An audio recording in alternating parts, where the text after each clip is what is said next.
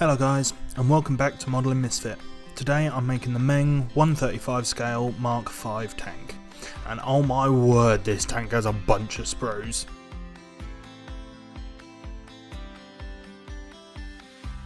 To begin, I label all my sprues, then going through the instructions I see 54 wheels, and I have to individually link 182 of the track links.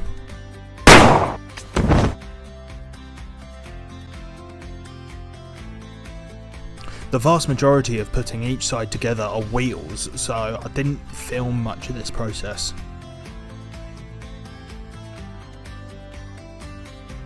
Once I had both sides done, by doing the machine guns, I learnt that the first British tanks actually used the French Hotchkiss guns instead of the Lewis guns. I then start scraping together the rest of the body of the tank.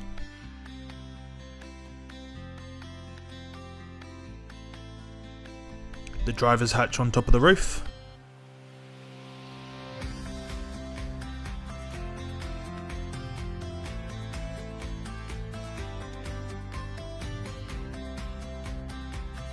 And the exhaust pipe. I then painted the inside black in case there were any little slits where you could see inside once done, and then whacked the roof on top.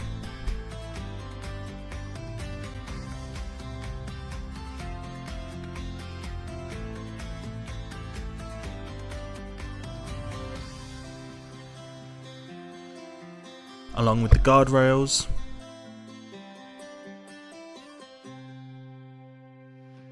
I put the gun mantlets together,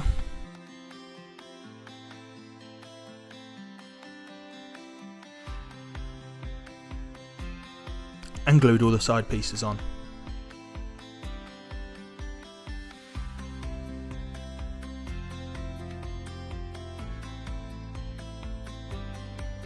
It's then time to make 546 snips in order to cut out all the individual track links. Well, that took legitimately 2 hours. I had the unditching bar on top. And then for the figures. My local hobby shop didn't have any World War I Germans, but, you know, bolt actions and fairly similar uniform, fuck it, they'll do.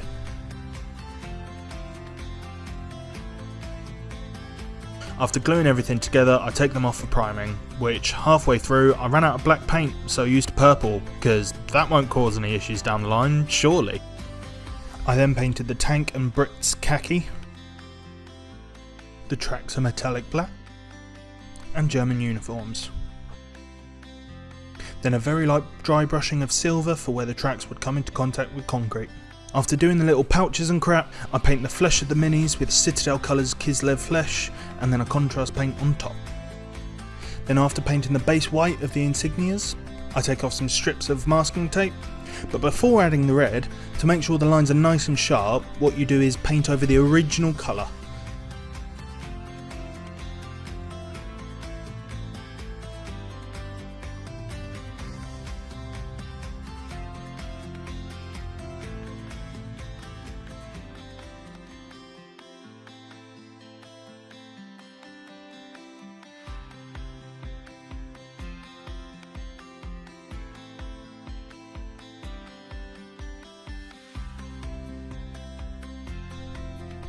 I use an oil wash to add panelling lines and chipping to the insignias.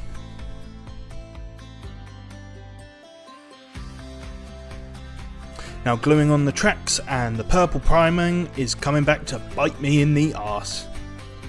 I fixed it by just painting all the visibly unpainted bits black.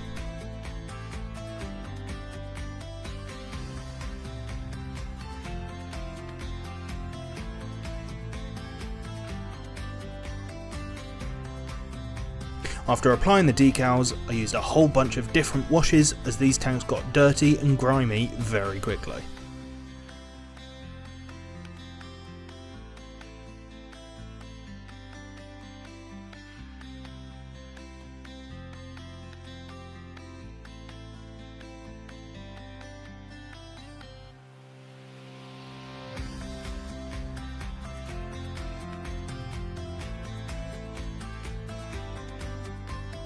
And then while I build up the base, I'll do some world building. These tanks have always fascinated me. I mean, imagine being a German, you're in the trenches where the best technologies are very early cars and a few machine guns. Then all of a sudden, these huge metal boxes roll across no man's land, machine guns and cannons cutting through your men and barbed wire, 30-ton beasts, bulletproof and spitting fire like a moving pillbox, something you could have never imagined.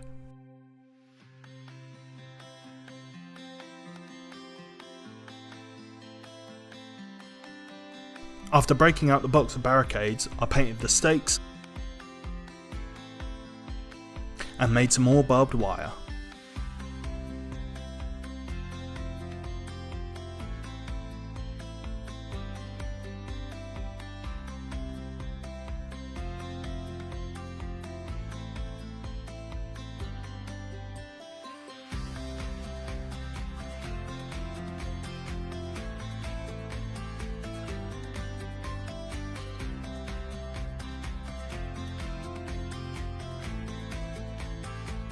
I cut out a bunch of planks for the trench walls.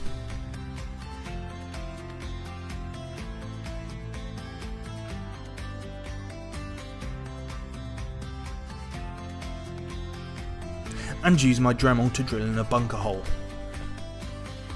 I place all the stakes into the positions I want them.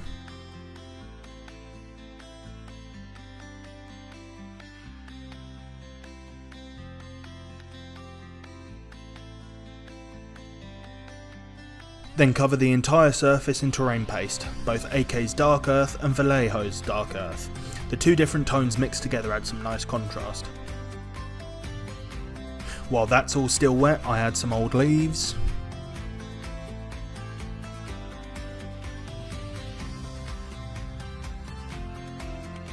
Paint the bunker tunnel.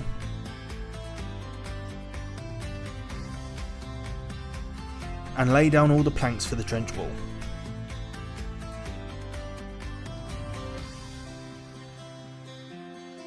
Along with a couple shooting platforms.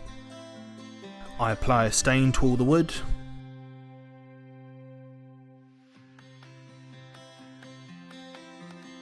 After making a mark where the tank will be, I start to lay down the trampled barbed wire.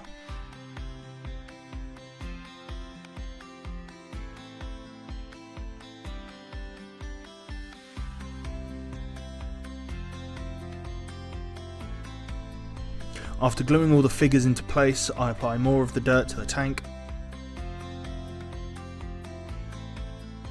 and places on the men that would be dirty. To make the trench look a little more lived in, I place some oil and petrol canisters. Finally, I paint the sides black, and with that, I called it good.